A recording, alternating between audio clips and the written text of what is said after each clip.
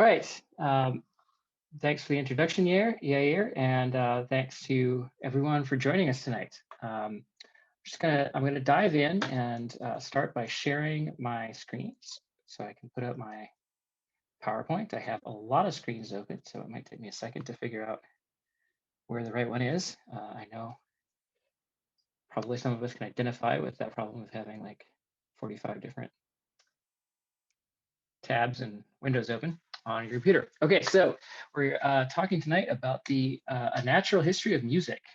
And I just want to start by pointing out that this little illustration of the guy conducting there it's a cool picture, but it actually doesn't quite. It's not perfectly accurate because I'm not actually going to be talking about music broadly as much as I'm going to be talking about rhythm.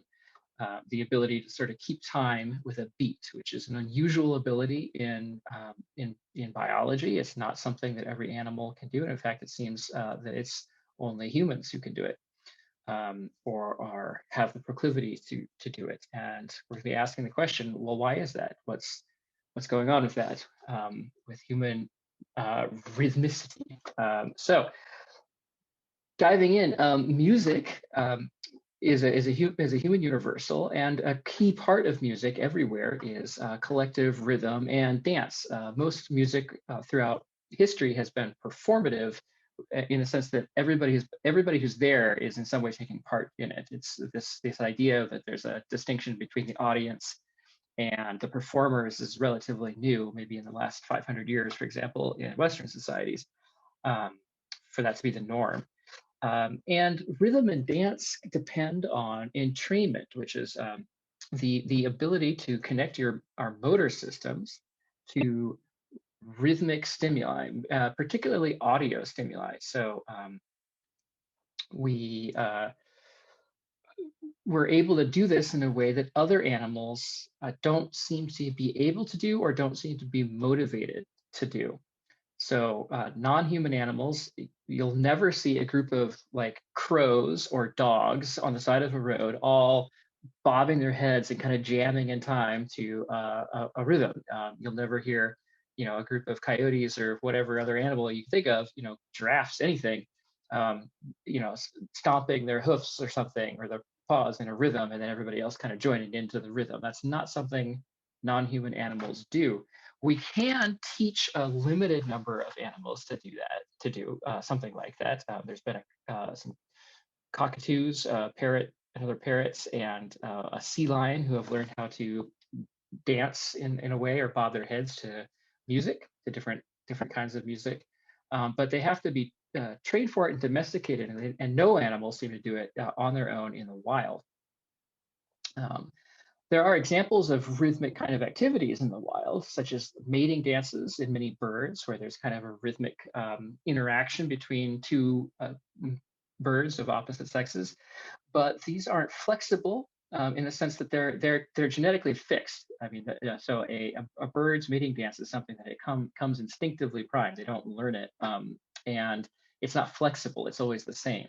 Whereas human rhythm is wildly flexible. Some cultures, such as a lot of cultures in West Africa, have super complex rhythms, 13, 14 time signatures, for example, or 11 over 10, or 11 over 8, or something like that.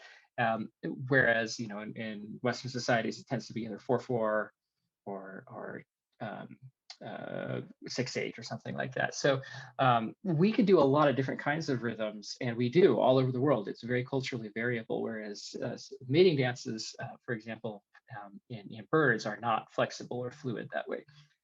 Similarly, a lot of birds sing. When we think of music, we think of vocal production of melodies, and that's something that many birds, especially songbirds, aptly named, are known for. But again, they don't get together in groups and create new songs together. The song of a robin it's actually learned. That's something that characterizes songbirds, is they actually have to hear and learn their songs from their parents, but it's not flexible. Once they achieve the song, they repeat it sort of ad infinitum without variation. So the characteristics of human music, with this flexibility and this intentional collective rhythmicity seem to be what comparative biologists would call species specific. It's only humans that do this. And we're able to, it's interesting because these abilities actually overlap with another one of our key abilities, which is the capacity to coordinate our motor behaviors really flexibly and with high precision.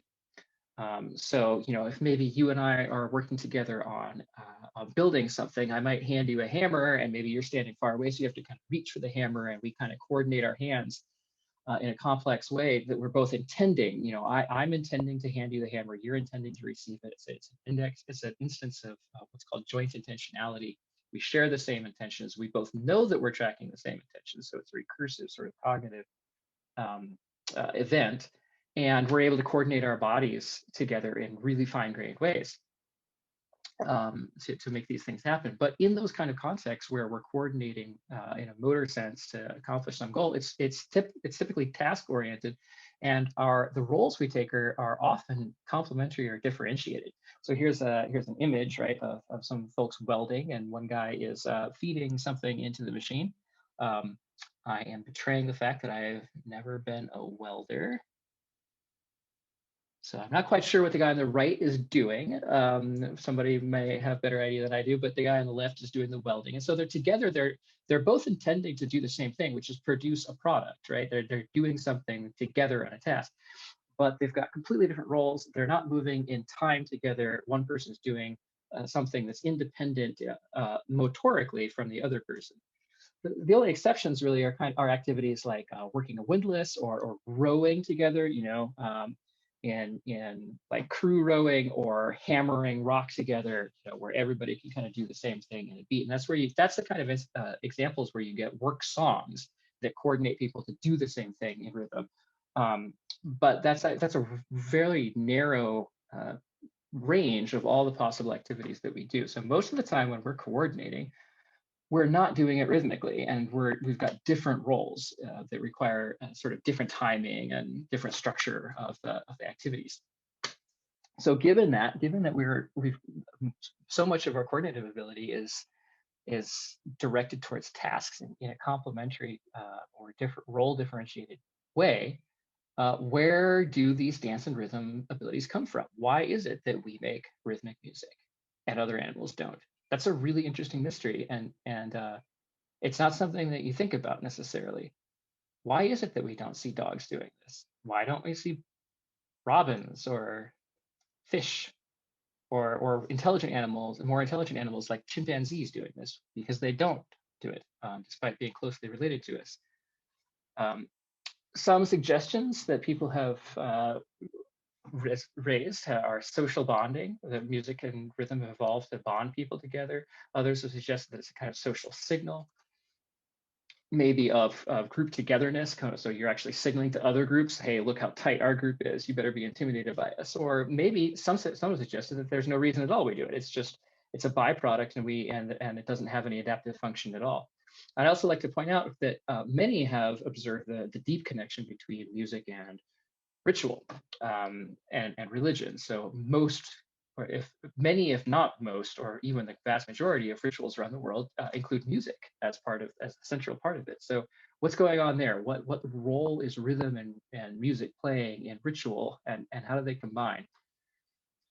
And that kind of segues into, I want to talk quickly about my own story, because one of the things that Scholarium really focuses on is the interdisciplinary research. We're trying to provide a space for people to do research that spans academic silos, but is still rigorous. And there's not always an easy sort of pathway to make that happen. And so kind of describing the winding path by which I got to study this question of rhythm and music is, I think it's just a great example of what Scholarium is doing and what we're hoping to kind of build. So I actually did not start as a social scientist or an evolutionary scientist or anything. I started as an English major at the University of Wisconsin, and not even just an English major, a writing major. So I was doing novel writing and creative poetry and things like that, and just literature. And after I graduated, I thought about doing an MFA, a Master of Fine Arts, And then I realized two things. One of which was that I don't really like the writing that comes out of MFA programs very much. No offense if anybody here has an MFA. I'm sure it was a great experience. Um, but I just decided it wasn't for me. And also another part of the reason for that was that I thought, well, I already know how to write. Like I'm not, I'm sure there's plenty for me to learn, but I'm not sure that I need lots more training in how to put sentences together. Instead, what I need is to know what to write about. At that point, I was like, I'm 23, 24 years old. Like, I don't really know much about anything. What is it that people write about? What if I want to write, what should I write about? And it occurred to me, well, all the great literature is basically about the big questions: religion, philosophy. I mean, Tolstoy is, writing about faith in basically every book he writes. And for example, not that he was an English literature topic, but you know what I mean. Literature tends to be about these big questions, and those big questions are often discussed in terms of religion. And growing up secular, I had actually very little sort of knowledge of that stuff. So I actually came to the Boston University School of Theology to study religion, so that I could kind of learn about that world, that sphere of life, what's going on there. And then I stayed at Boston University because there was this amazing and unique PhD in religious studies, specifically in religion and science. And so this program combined philosophy of science with religious studies and actual scientific lab placement and so you're actually doing science as well as studying the philosophy of science and religious studies.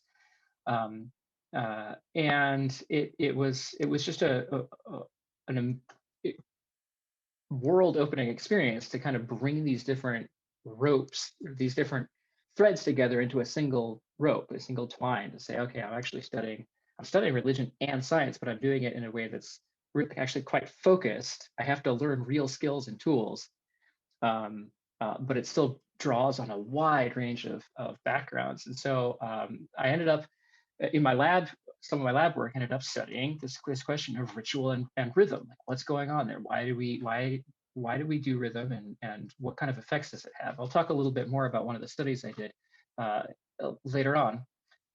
But I got there through the interest that many social scientists and other behavioral scientists have developed over the past decade in what's called synchrony, which is just another word for what I've been talking about: entrainment and rhythm. So a lot of people have been studying this and applying it to questions of explanatory questions of religion, like what's happening in ritual. This kind of got kicked off in some ways by a historian at Harvard, a guy named William McNeill, who spent his whole life studying history, and texts and things like that. And then towards the end of his career, he wrote a little book called Keeping Together in Time, which looked at the question of rhythm, specifically in the context of culture building. So he thought back to his experiences as a soldier in World War II when he was drilling during training with his platoon. And at first being sort of like bored out of his mind, like, why you're supposed to be going over and like fighting bad guys or whatever, or the enemy. Why are we like trooping around the parade ground, just like marching in time, like all the time? This doesn't seem relevant. And then he had this experience, which he describes in these terms: words are inadequate to describe the emotion aroused by the prolonged movement in unison that drilling involved. A sense of pervasive well-being is what I recall. More specifically, a strange sense of personal enlargement, a sort of swelling out, becoming bigger than life, thanks to participation in collective ritual. So McNeill had this mind-opening experience where he was doing something that he found pointless and boring, but because of the rhythmicity and the unison, knowing that every other person in his platoon was marching at the same time, doom, doom, doom, doom, created this experience of unity and togetherness that he'd never experienced before. And so, 50 years later, at the end of his career, he went back to that experience and suggested that this ability to keep together in time might be one of the major drivers of human culture, including the development of military sort of norms and unity of military units, but also the unity of nations and cultures and tribes and so forth.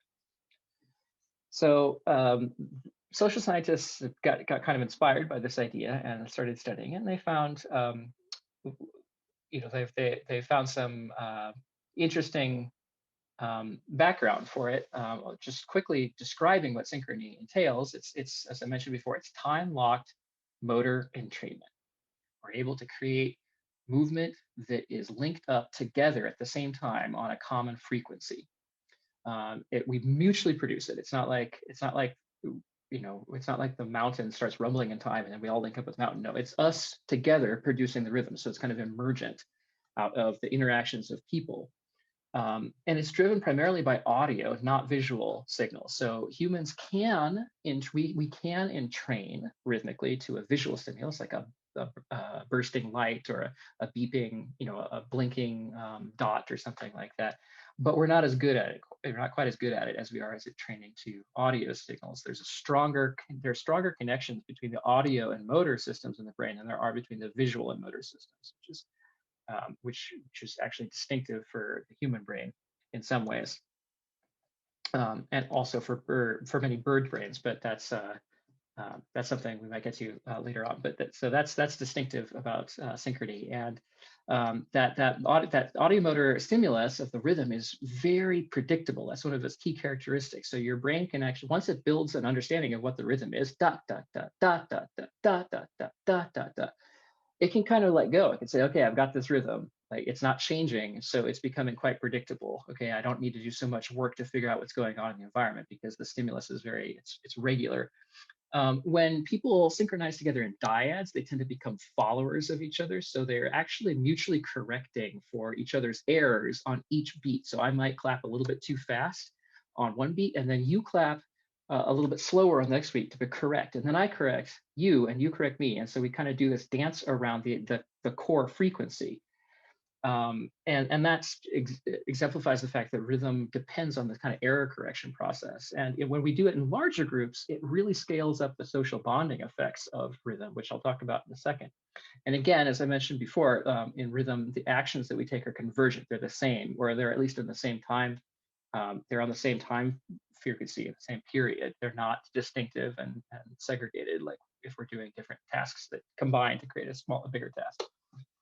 Many studies in the lab have empirically found now that synchrony forges effective bonds directly between the people who are participating in it. So, studies might have students or other lab subjects go and walk around, march around a college quad, either in lockstep unison or just kind of at their own pace. So, and then test how trusting they are of each other, how much they like each other, and so forth. And pretty consistently, the results have been that acting in rhythm makes people more trusting, more willing to cooperate, and feel stronger affiliation. So there's this kind of social glue bonding effect that comes from being in rhythmic time together, and it induces spontaneous generosity and things like that. It also has physiological effects and neurohormonal effects. So it releases pain-killing endorphins. Endorphins are chemicals in the brain that are released in response to a variety of stimuli, and one of them is collective action or joint action. And it seems that it's particularly the case for synchronous action. So in one key study, the experimenters had people rowing on rowing machines, like in a gym, either in sync with each other or out of sync. So one was kind of like doing a different rhythm than the other. And they found that both actually stimulate endorphin release, which you measure actually by doing a pain assay. You give subjects like a little prick on the finger or something like that, and then test how painful they think it is, because what endorphins do is actually numb pain responses. So the more endorphins are flooding your brain, the less sensitive you're going to be to pain. And what they found is that rowing together in rhythm makes people more resistant to pain than rowing the same exertion level, but not in sync with each other. Although being more energetic also increases that pain-killing effect. So it's kind of two different things playing in there. Importantly, the synchrony creates what some researchers have called an icebreaker effect. So it creates and forges strong social bonds very quickly in comparison with other kinds of bonding. I mean, it's obviously true that synchrony or entrainment are not the only ways that we create social bonds, right? Like, you might have things that you like to do with your friends, like going out to hike a mountain, or sailing, or just hanging out on the stoop, or playing games, or puzzles or whatever that bond you and make you feel more like your friends, and you understand one another. But you're not acting in synchrony. You're not, especially like doing a puzzle. Like if you're all doing the same thing in the same rhythm, you'd never get it done because you'd be banging into each other's hands, right? You have to actually take a different role to get a puzzle done. So what one study found, looking at group singing, was that comparing group singing in rhythm, with other kinds of bonding activities like games and so forth, both kinds of activities led in the long term to similar levels of social bonding. But the music, performing music together, created a much steeper jump in social bonding right from the get-go. So, and whereas doing other kinds of games, it was kind of a slower, less steep ascent. So they call this the icebreaker effect because it seems to be that synchrony is specially optimized for gelling groups very quickly. And that'll be important, you'll see in a moment. But now let's step back and actually look at the evolutionary sort of um, questions about, where does this ability come from? We want to use an evolutionary framework because, as the evolutionary biologist Theodosius Dobzhansky once said, nothing in biology makes any sense except in the light of evolution. And he was a devout Orthodox Christian, by the way. So this isn't sort of like a ideological point or anything. It's just a fact that in biology, the sort of ordering theoretical principle for understanding what's going on is descent with selection, according to what's now called the neo-Darwinian synthesis and its descendants, which is sort of like you take Darwin's idea and you link it up with genes, which he didn't know about. And so anyway, so that's the framework for understanding what's going on with living things. And we are living things. We're biological beings. So we need to apply that framework to ourselves to understand what we are, why we behave the way we do, what sort of creatures we are. So Darwin tackled this question about music, but he tackled it in ways that I think were probably wrong, despite being right about a lot of other things. So he wrote that as neither the enjoyment nor the capacity of producing musical notes are faculties of the least direct use to man, they must be ranked among the most mysterious with which he is endowed. So he didn't think that music really seemed to provide any direct function. He wrote this in the Descent of Man, one of his later books. And he made a couple of suggestions. One was that maybe music was a sexually selected characteristic, which means that it's actually specifically adapted for attracting mates, which might be that might be a plausible idea because there's often a connection between music and romance. But he also suggested that other animals all probably perceive and even enjoy musical cadences and rhythms. So he thought that even if you didn't see your dog dancing, it could hear the music and enjoy it. We'll show here that he was wrong about all three of these ideas. So there's a couple of recent papers that came out in the Journal of Behavioral and Brain Sciences that kind of take a sweeping view of the evolution of music. The authors of one of the papers have argued pretty persuasively against sexual selection, the idea that music is an adaptation for attracting mates, because there's no evidence of sexual specialization in music. If it were a sexually selected trait, you'd expect it to differ between men and women. But as far as we can tell, there is absolutely no difference in musical ability between men and women. And they also music abilities don't seem to track what we call mating success, which is like how many children somebody has or so forth. There doesn't seem to be a close relationship between music and that. And musical abilities also don't develop in puberty as many other sexually selected traits do, like the female breasts or things like that. So the evidence actually strikes pretty strongly against music being a sexually selected activity or trait for attracting mates. In fact, it turns out that moving on to the other idea that animals might enjoy music, most animals can't even hear the rhythm. It actually it takes quite a bit of cognitive work to even perceive a rhythm, and what's actually going on in the brain when you hear a rhythm is that your brain creates a motor model, a motor simulation of the beat. So it actually uses the motor parts, the parts of your brain, the systems that control your motor system, and then produces an internal simulation of the beat that rides on top of your motor system. So in order to even hear the beat, you have to be producing this kind of internal simulation. Da da da da da da da da da da da da da da.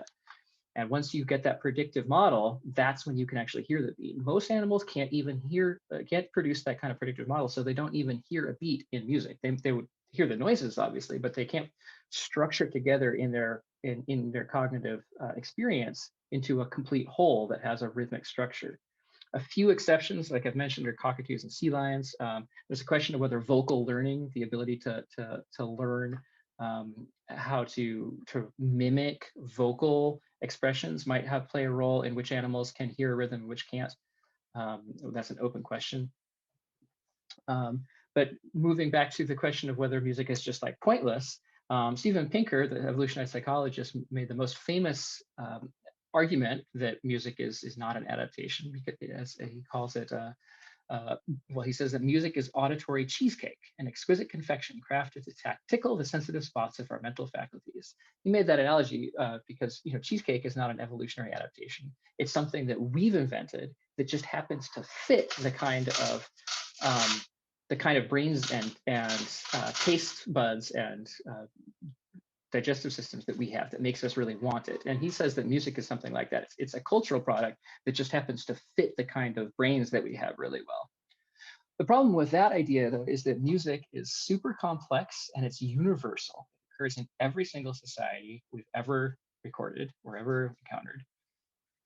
And it appears very early in development. So even infants get excited and pay particular attention to modulated melodies and to rhythms.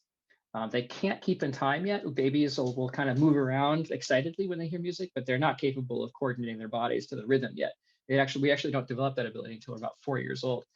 But we train into it. So it seems that we're actually sort of specifically adapted to be interested in music from the very beginning, which tends to suggest an adaptationist argument that this is actually something we're adapted to. And it's not only universal, but it's music, but it's also costly. Like, we spend so much time and effort on music all over the world. Think about how much goes into music. There's people carve instruments. People spend hours and days and months and years of their lives learning music. People spend days and nights dancing around fires or going to concerts. This is a suggestion that it's probably not a byproduct, because a byproduct that has no functional effects, no benefits, but also no harms, needs to be if it's costly, then that turns it into a net negative. So the fact that something is costly tends to be a suggestion that it's actually functional. Well, what might be the functions of music? One team of authors argues that it's a signaling function. So as I mentioned before, being together in rhythm might display to other groups that your group is really tight and bonded, and that might be intimidating, or might make people want to come over to your group and be good, which would be good for you because you'd have a better coalition.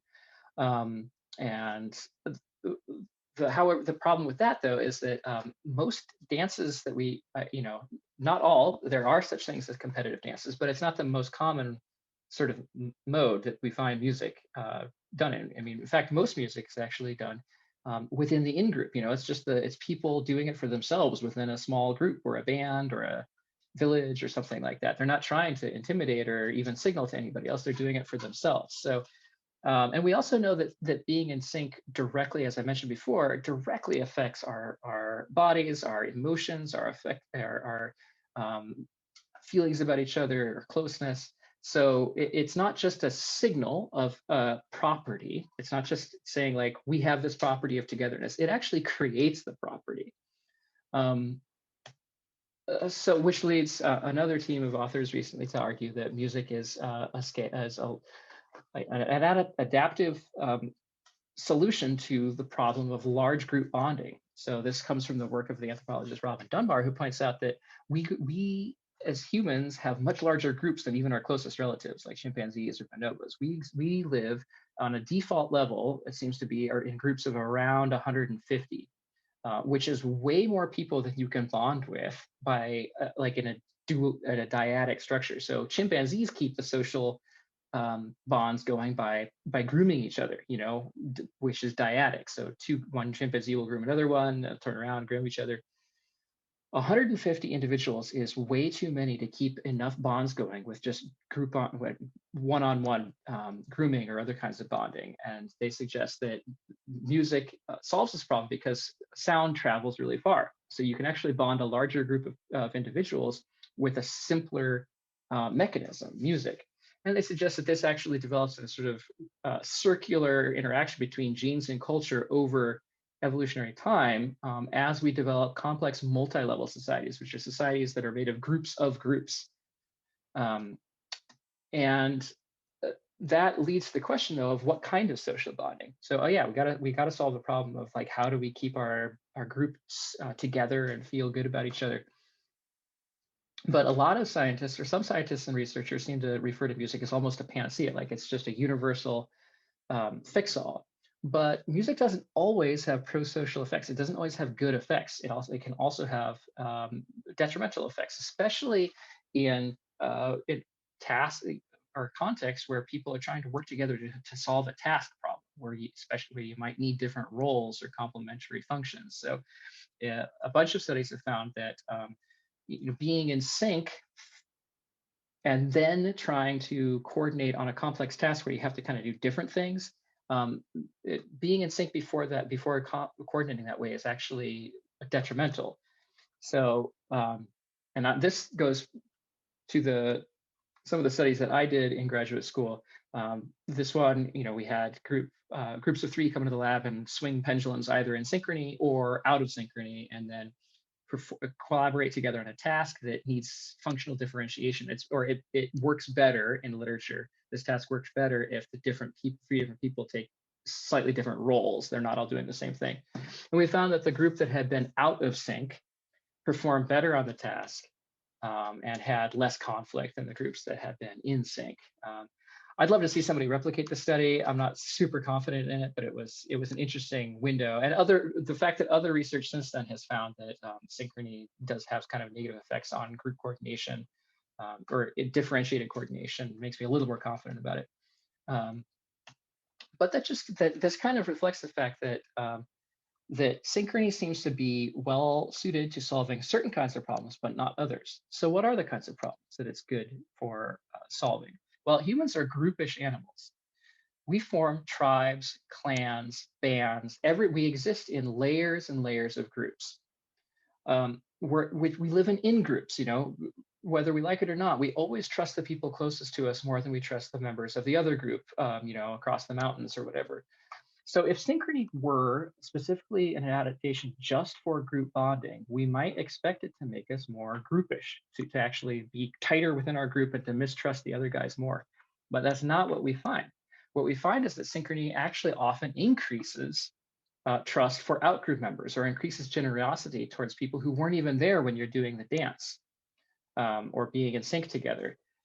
And we also find that people fall into sort of automatic or unintentional synchrony. Maybe if you're both talking together and you just sort of like gesture in ways that if they analyze it using movement analysis, they find that you're kind of generally in sync together. That's a way that we try to affiliate with each other. It's a nonverbal way of affiliating, and it seems that we do it particularly with outgroup members. So when we're meeting somebody that's a member, often a member of a different group, not our own group. So think back to to the idea of synchrony as an icebreaker. It creates new bonds. It doesn't necessarily, it does shore up older bonds, but it seems to be particularly effective for creating new ones. That makes it seem that it might not be just purely a simple adaptation for group bonding. Instead, it might be that synchrony serves to break down group boundaries or to sort of temporarily relax them so that people can bond across them. So that would make it particularly effective for recombining groups or establishing new bonds that cross-cut over old categories, which would make it particularly effective during social transitions. So for example, weddings. Think about where you're most likely to see a bunch of adults dancing together in a lot of contemporary America, it would be at weddings, right? There's where two families are coming together and creating a new, they're becoming entwined in a new way. There used to be two separate families, now they're getting united. Well, we have a dance then.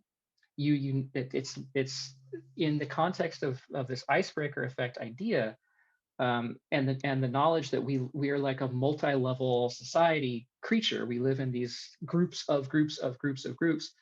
You're often having to negotiate transitions and relations with new groups that were within groups, and come together. Like bands that live far across the valley might like once a year to come together as a whole tribe.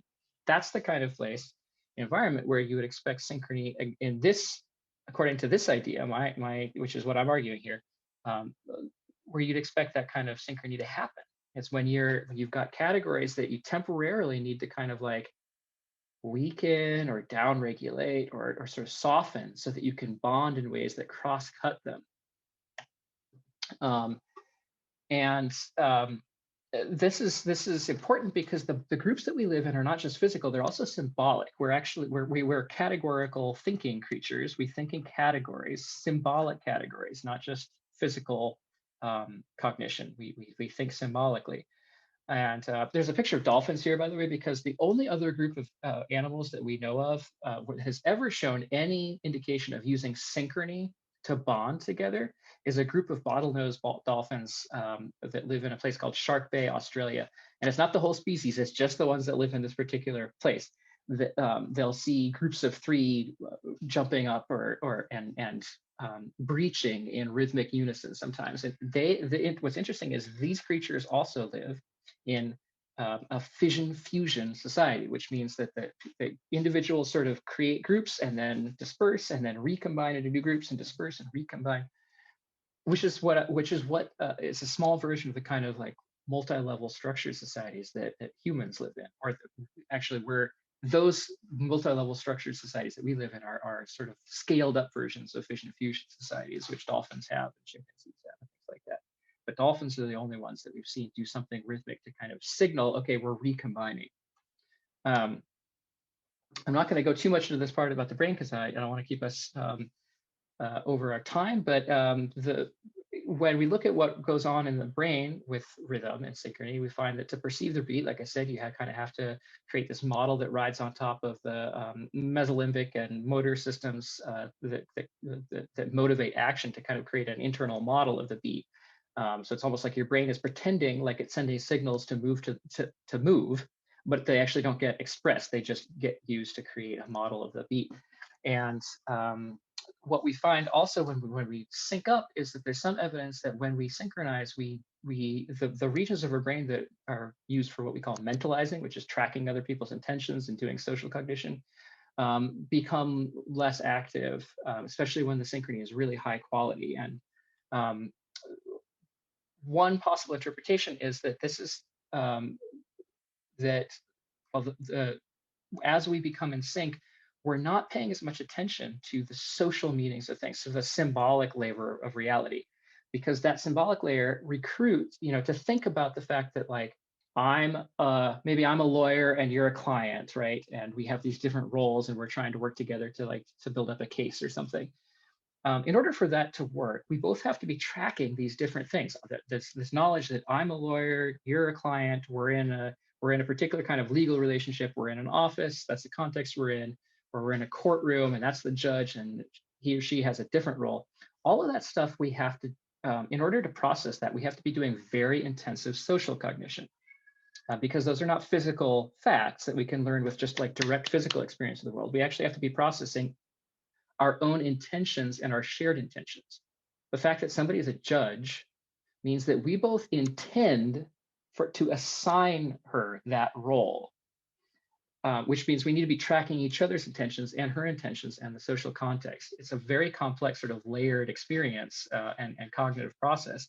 And during synchrony, there's some evidence to suggest that really complex social cognition is actually downregulated. We're not doing as much because the social environment becomes very temporally predictable at a fine-grained level. So we could use these abilities that we have to really, really control motor actions at a fine-grained temporal level of analysis in order to make the interaction extremely predictable in a way that doesn't require us to think about the symbolic layer of society. That's the time, so I should get moving here. So we're not. So basically, during synchrony, during a normal interaction, like in a courtroom, we have to be thinking in a top-down way. We're thinking about, okay, what's the role, what's the template, what's the social script I have to perform. During synchrony, we can interact and coordinate our actions in a bottom-up way. It's a close tracking of a periodic rhythm that we can control and correct using just low-level motor processes. So social cognition during synchrony might not be that social at all. As I've just said, that makes us able to coordinate behavior at really fine timescales without having to think symbolically as much, or at least not as much so. So let's wrap this up by talking about ritual. As I said, music and ritual are often found together, and we know that ritual creates social bonding just like music does, but it's not, ritual and music aren't the same thing.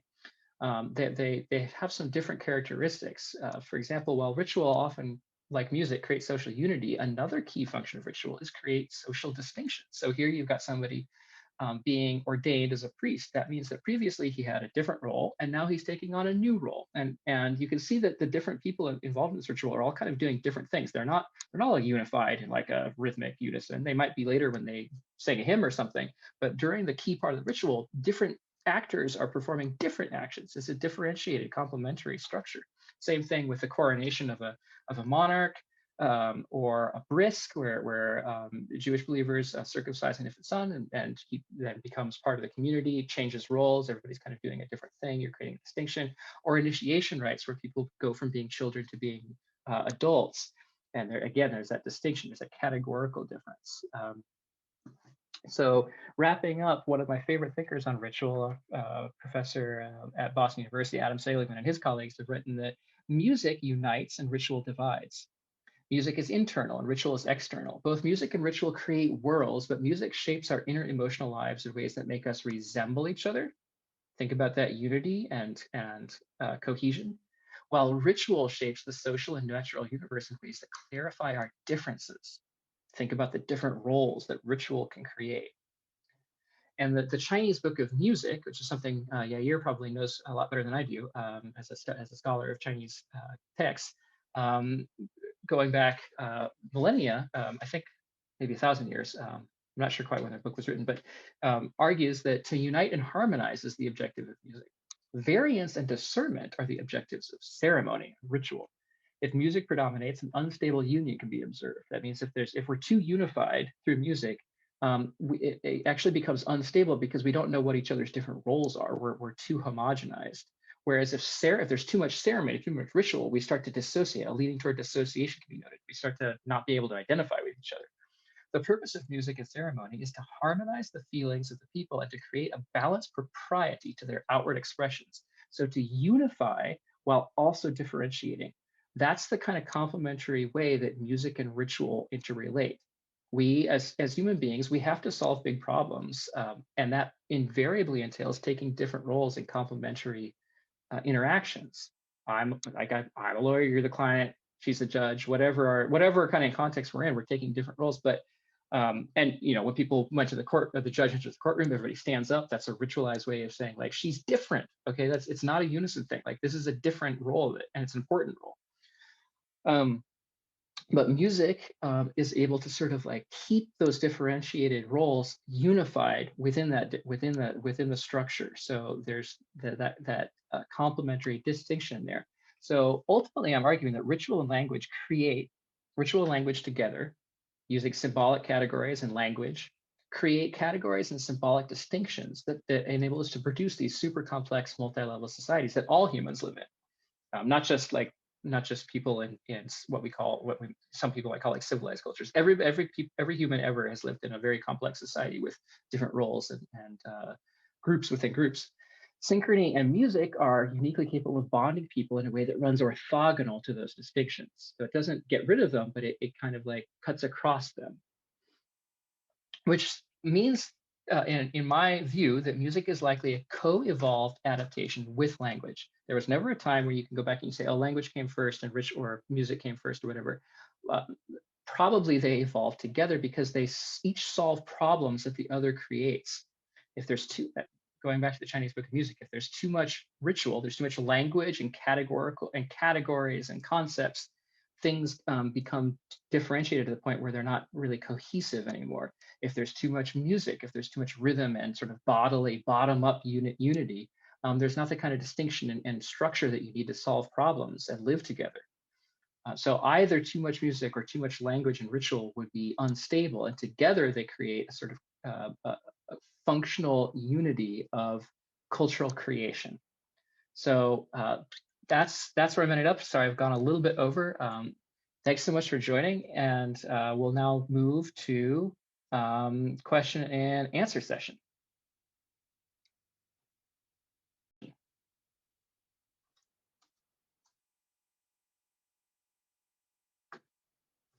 Yeah, I think you're muted. I just wanted to say thanks a lot, Connor, for a really interesting lecture. A lot of information there. And I wanted to open up the stage for people to ask questions. Are there any questions? Anyone feel free to raise your hand electronically to write a question in the chat box. I believe you have access to the chat box as well. Give a few moments. Think of possible questions. Starling, is that Reed? Yeah, Starling Reed. Okay, thank you. I'll ask my question quick because my AC unit is on. Connor, do you think some of these observations that you were making can carry over to talking about the phenomenon of poetry in different human civilizations? I mean, not to make just kind of a silly etymological argument, but I mean, just to talk about music points back to the muses, which almost always have to do with, at least, epic poetry. And it's constituted by meter. Rhythm itself is etymologically related to rhyme, but yeah, do you see there being any crossovers? Yeah, absolutely. As I said, I was a creative writing major. Poetry was a big part of that in undergrad. And you could think of poetry as being like musified language. It's on a spectrum where we create sounds, right? On a spectrum from focus just on the structure and the sonic characteristics of the sound itself, to be where the sound is what some people might call opaque. It doesn't represent anything. It's just, we're focusing just on the sound, to a sound where the language, the words are completely transparent. We're not even supposed to be focused on the sound of the words. We're just thinking about the representation that they're talking about. So poetry would be kind of right in the middle, because it has words that represent things, that talk about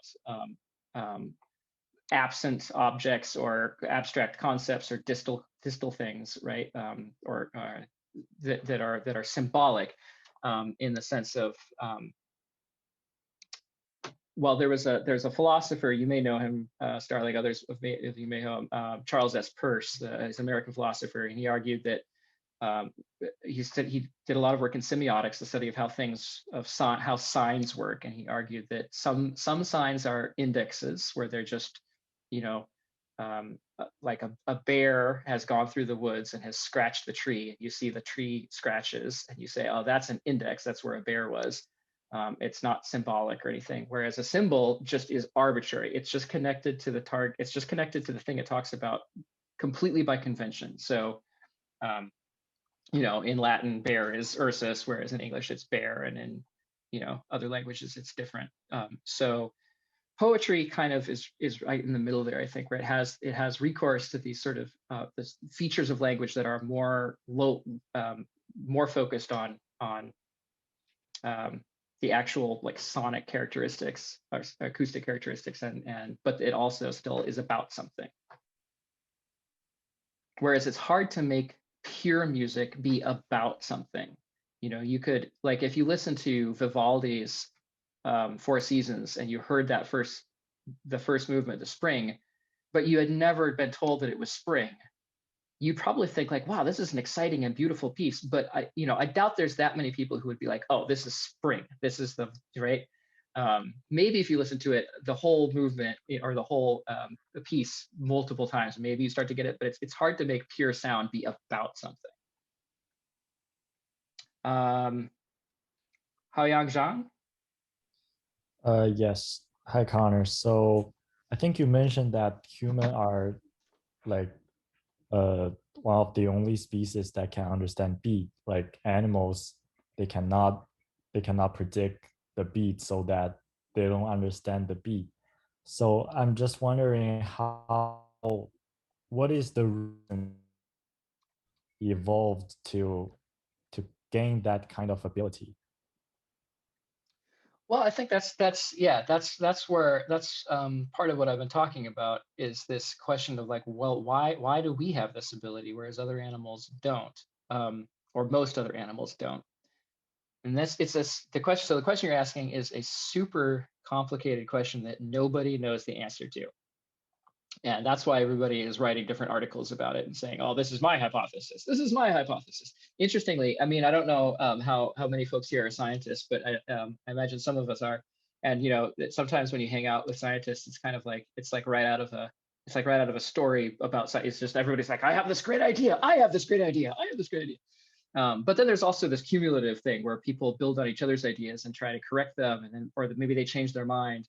So I'll give an interesting example of that. In the past 10 years, there's been a hypothesis suggested that it's actually vocal learning that makes beat prediction possible. So only the animals that have vocal learning are able to hear rhythm and then synchronize to it. And that hypothesis came out of the research that was showing that some cockatoos could do it. I actually meant to show a video, which I might do just in a second, of a video of a cockatoo dancing, this cockatoo named Snowball. And it's super fun. He dances to the Backstreet Boys, and he can dance to different beats. So it's not like they just trained him to do one sort of rhythm. It's that you can play a new song for him, and he would be like, oh, I know that, I can do this beat. And he's clearly having a lot of fun. But most animals are not vocal learners. Most animals vocalize, they have vocal signals, but they don't have to learn them. They come in, they're genetically pre-programmed, they're an instinct. But for the birds that we call songbirds, which is a huge class of birds, I don't know if it's a class, it's a huge category of birds, that includes everything from blue jays to robins to many other kinds of birds in between, as well as and then cockatoos and parrots are not, I don't think they're classified as songbirds, but they are also vocal learners. All of these birds have to learn their calls. So they actually hear their parents making their songs. And then these little, as chicks, they'll go off into a little corner of the forest and they'll practice the song over, and they'll keep screwing it up and screwing it up and screwing it up until finally they get it right. And then they'll go off and they'll start singing. So, which I think is super adorable. But there may be something about their brains being designed to mimic and learn language, or not language, sorry, mimic and learn sound that maybe has played an important role in creating this ability to understand beats. But then, so that was a hypothesis that everybody was like, this is a good hypothesis. But then somebody trained a sea lion to dance to music. And sea lions, as far as we know, are not vocal learners. So the question is open: what kind of phylogenetic background leads to this ability to create beats? But notice something very interesting: none of the animals that have been trained to really keep a beat are even closely related to humans. Chimpanzees and bonobos and gorillas cannot do this very, very well at all. There's been a couple of bonobos, a couple of other monkeys, and not apes, but monkeys, that have been able to kind of tap along to a beat. but they don't seem to be predictive. It's their fault. So they always lag the beat. They're not anticipating it. They're like, the beat will come and then they'll tap, beat, tap, right? They don't create this predictive model. So that's where it stands right now. Nobody knows why this is, but we know that the species that can sort of do it a little bit like us are not remotely related to us at all. So yeah, thanks. It was a great question. Asaf?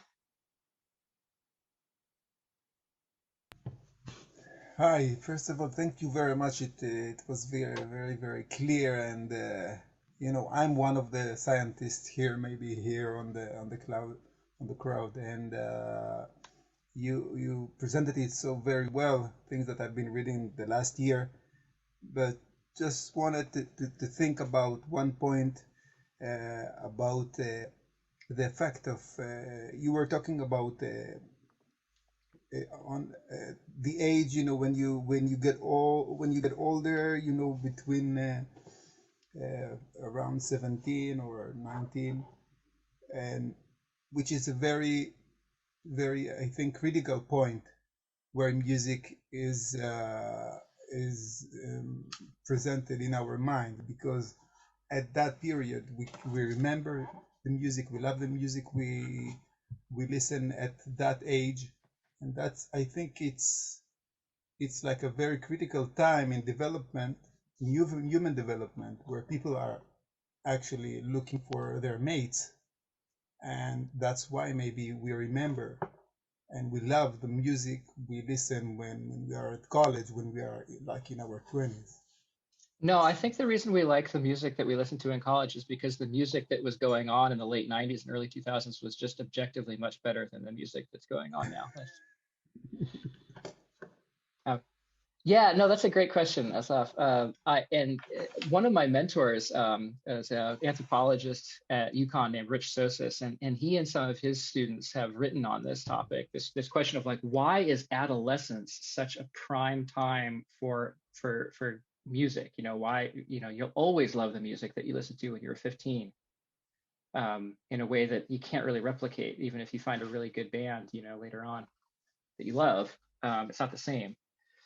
So the reason that I don't think that points to a sexual selection argument is because, again, that doesn't seem to be gender specific. I mean, this is something that women and men both experience. You know, that the music that you listen to in high school is like, oh, I love it.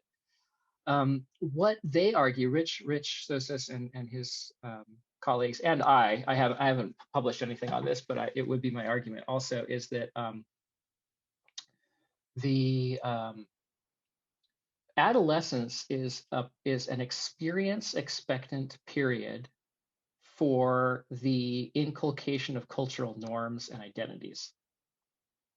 So for just a definition of an experience expectant period is a developmental window in an animal's lifespan where there is there's a skill and an activity that it's designed to take part in, but it doesn't develop that ability all on its own. It actually has to have a stimulus to sort of release, to trigger the development of it. So a classic example is language. A lot of people think that you know, we are evolved for language. It's an adaptation. Our brains are structured for it. But if you don't, it's a fact that if children don't learn any language before they're about 4 or 5 years old, that window is closed and they will never master language. They can learn later on to kind of like put words to objects, but they'll never get the complete control of grammar and the incredible complexity of human language. All human languages are very complex grammatically and morphologically and everything. There's a lot of learning, and you have to do it very early. So there's this window, and that's what is called an experience expectant period. The brain is primed to learn language, but it has to get the right stimulus within the right developmental window, or it won't learn language. Rich Sosis and I would argue that adolescence is a window is an experience expectant period for cultural identity or cultural norms. that's the time when, for many societies around the world, when you have initiation rites, right, that sort of like transition you from childhood to adulthood and are often quite challenging, but they also are sort of saying like, okay, now you are committed. Like when you're a child, you're sort of like, you're incipiently a potential member of any society. You could, and this happens all the time. People get kidnapped, or some group conquers another group and kills all the men, and then takes the children and raises them up, and they become members of that society, with speaking their language and everything like that. So as children, there's a lot more flexibility. There's a lot more potential. But adolescence seems to be the time where it's like, okay, you're channeled now into this one culture, this one tribe, this one group that you're going to be part of. And I think that that's what's going on with music. I think that there is a study, and I can't tell you the author's name off the top of my head, but there was a very interesting study showing that musical melodies are among the most highly conserved of all cultural products. So, you think about Celtic Irish music, right? It has those characteristic pentatonic melodies. Those are transmitted down through generations with a much higher fidelity than language, dialect, accent, clothing styles, architectural styles, economic modes, farming styles, anything. Music, if you hear it, like the music, you might have heard the melody, the Star of the Counting Down.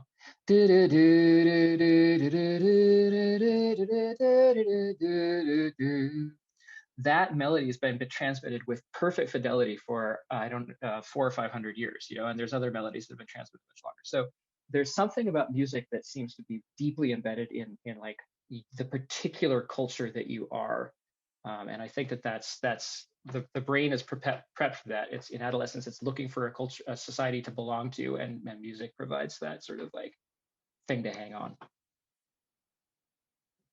That would be my guess. So who else?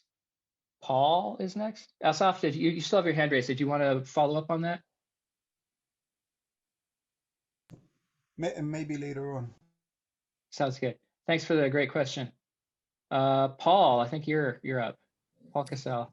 Hi, Connor. Thank you so much, Dr. Wood. That was excellent. I'd never heard that idea of the distinction between ritual and ceremony versus rhythm in their opposite and mutually contrasting roles. That was really neat and interesting to me. I had two things. One is just a follow-up comment to what was just being said about, because I had already written down this idea about teenagers and music. There is something important, even given your own argument about the idea that in your teen years, you're leaving behind your social identity, which was family, entering into an identity that is now yours, right? And it's always tied to your group, your teen group, whatever. There's a transition going on there that's a leaving behind. It's kind of like it's like the breaking of the ritual. The idea is that you're leaving behind and entering into a different world, which I thought, my point being that the way you framed it is really interesting to think through. When we normally use music, and when do we most popularly use music? When is music the norm? And when you start to think about those times and what's going on, I think that framework is very helpful. It's very interesting. This is sort of a malformed question. I don't even know if it's a question yet. But I was struck by this idea that rehearsal is the ability to rehearse, the ability to control fine motor, not even fine, but to control one's body in such a way that rhythm can be kept, right? That's a unique trait. And an anthropologist that I do a lot of work behind, following in his footsteps, so to speak, is Merlin Donald, who talks about how the origins of being human in the specific way that we are now with regard to being able to use symbolic reference, to be able to coordinate and do things societally and culturally, is deeply tied to our ability to what he calls mimetic, physical embodied things like ritual, like things that we're doing together. And his argument is that for, you know, 1,000,000 years and at a certain period in our evolutionary history, we were primarily making stone tools in a highly precise way that was passed nearly unchanged for 800,000 years. And he talks a lot about the degree of rehearsal and entrainment that's required. Now, his point is that becomes the crucible by which we then develop all sorts of symbolic capacities that aren't verbal. They're, you know, mime and drama and things like that, storytelling through body. But and like I said, this is not even this is a malformed question. It's not even a question. It's just I'm seeing a resonance, a potential avenue for combining these two ideas that you have. One about culture and ritual being that which creates society in all its distinctions, and yet rhythm being that thing that bonds it together. Because for a long time, what was going on in stone tool creation, that crucible of making stone tools for 800,000 years, it coordinated whatever hominins are doing this. That's requiring a large degree of coordination and maybe even temporal coordination. So again, I don't have a clear question. It's just a thought that I think is an interesting one to pursue. Cool. Yeah. So for everybody else here, Paul's talking about what's called the, probably going to mispronounce it. Maybe somebody else knows better, but the Acheulean stone tool industry. Is that right? So there was basically you have in pre-Homo sapiens Homo species like Homo erectus and Homo heidelbergensis, they had a stone tool industry. Where they made these very, very sophisticated hand axes. So you get a stone and you chip away at it until it was kind of shaped like a teardrop, and you would use the point for stabbing or for like stripping skin off of a kill or something like that. And this is a very hard thing to do. Modern people kind of study this sometimes, and it's like, oh, this is really they're like, how did these guys ever do this? They weren't even humans yet, technically. But this is important for ritual because it seems that this is an example of like really, really, really intensive imitation that young children would watch and learn and watch and learn and watch and learn and just chip away and chip away. And the axes themselves would be often built in a way that they were like overbuilt. They would be like more symmetrical and more beautiful than they needed to be. So this wasn't just something where they were like trying to make it just as useful as possible. It was actually like partly like an art form. And that raises the issue of imitation, which is something else that humans are specialized for, that we imitate really well, as Paul was saying, whereas other animals don't. Even chimpanzees who have culture, right? They have like sticks that they'll like put in termite mounds and pull them out, so they have technology to eat the termites, and they learn that from each other, but they don't imitate it, they mimic it, and or they emulate it. The difference being that when you emulate something, you're only focused on doing the end goal. You're just trying to like, oh, they're sticking a stick in a termite mound, I'll try that. When humans imitate, we imitate every step. I think somebody's got sound in the background. Can everybody mute themselves temporarily if you're not asking a question? Thanks. So we can do that. This like really, really, really tight imitation that other animals don't do. And there is a question of whether or not, back to Hao Yang's question of like, well, why can we do this? And rhythm and other animals can't. That some of the brain architecture that allows us to imitate really precisely is probably also used for rhythm. We're not sure how that all comes together, but one of the differences between these older Homo species, Homo heidelbergensis, that had the Acheulean industry is that, like Paul said, they transmitted this technology almost completely unchanged for 800,000 years. there was no innovation, almost no innovation. It was just perfect fidelity of transmission. Whereas what people do is we imitate until we master something, and then we start innovating and modulating it. So that's a cognitive difference. Sarah. Hi. So what you were just talking about with this concept of passing something down for hundreds of years, that's actually what I wanted to ask about. You had mentioned that musical melodies were among the most highly conserved cultural products, and you gave this example of the melody for the Star of the Country Down, and you said that had been passed down unchanged for like 400 or 500 years. I was wondering. I might be wrong. It might be like only a couple hundred years, but there are other melodies. If you're talking about melodies that are passed down for that long, like on that kind of time scale, like how can you tell that it has been passed down unchanged? That's a good question. I'd have to go back to that paper. I think that, at least in European societies, there's been musical notation for quite a long time. Okay. And so that might be what they were looking at. I mean, we have written works by Hildegard of Bingen, the Christian theologian and composer from either the 12th or 13th century. So we've already got like fairly sophisticated musical notation in the high Middle Ages. And I think before, somebody else on this call probably knows better than I do. Okay. Yeah. But yeah, good question. I wish I could find that. I wish I could dig that paper up right now. It's interesting. Yeah, I hadn't realized that there had been notation that early, because if it was something that was passed down by ear, I'd think, oh well, you'd think you were singing the same melody as your great grandfather, but they couldn't record things. Yeah. Although actually, this another way to test fidelity of transmission in both cultural evolution and biological evolution is through phylogeny. So you find if